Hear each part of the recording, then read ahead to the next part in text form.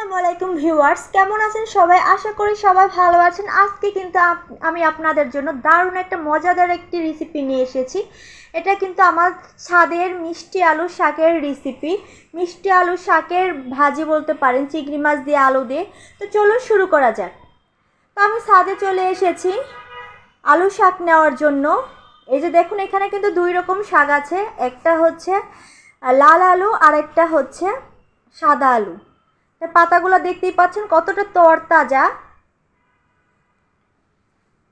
আপনারা চাইলে কিন্তু আপনাদের ছাদে ওই মিষ্টি আলু গাছ লাগাতে পারেন আর আমার মতো শাক তুলে খেতে পারেন। তো পাতাগুলো সবগুলো হচ্ছে আমি কেটে নিব। এই যে দেখুন কতগুলো পাতা হয়ে গেছে।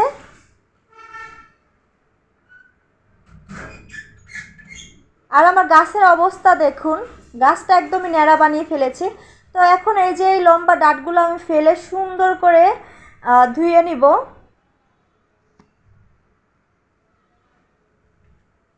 এই যে দেখুন আমি এইভাবে কেটে নিয়েছি কুচি কুচি করে। তারপরে হচ্ছে আমি আলুগুলো এভাবে কেটে নিয়েছি। তারপরে চিংড়ি মাছ, রসুন কুচি, পেঁয়াজ কুচি আর হচ্ছে মরিচ নিয়ে নিয়েছি।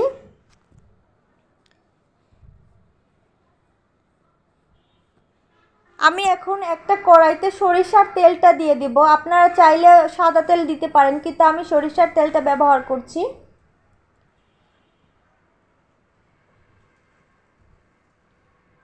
এর মধ্যে আমি রসুন কুচিগুলো ছেড়ে দিলাম। হালকা একটু ভেজে পেঁয়াজ কুচিগুলো দিয়ে দিলাম।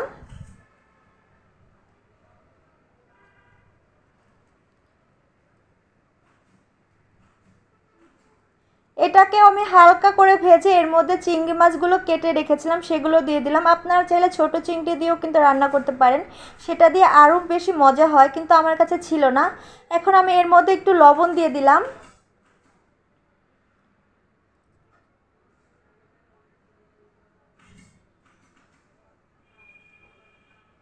এখন আমি যে আলুগুলো কেটে রেখেছিলাম সেই আলুগুলো দিয়ে দিলাম। এখন ভালো করে একটু নেড়ে চেড়ে নিব। এখন কাঁচা মরিচগুলো দিয়ে দিব, একটু হলুদের গুঁড়ো, একটু মরিচের গুঁড়ো, ধনিয়া গুঁড়ো আর জিরে গুঁড়ো দিয়ে দিব।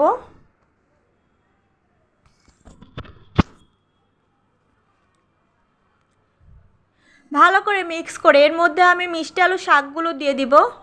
এখন একটি ঢাকনা দিয়ে আমি ঢেকে দিব।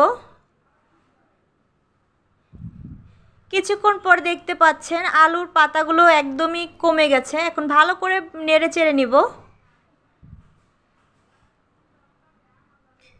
দেখুন কালারটা কিন্তু অসাধারণ হয়েছে আর খেতেও কিন্তু অনেকটাই মজা হয়েছে। লবণ কম হয়েছিল তাই আমি আরেকটু লবণ দিয়ে দিলাম। আপনারা আপনাদের স্বাদ মতো দিয়ে দিবেন। বারবার ঢেকে ঢেকে ভালো করে সিদ্ধ করে ভাজা ভাজা করে নেব।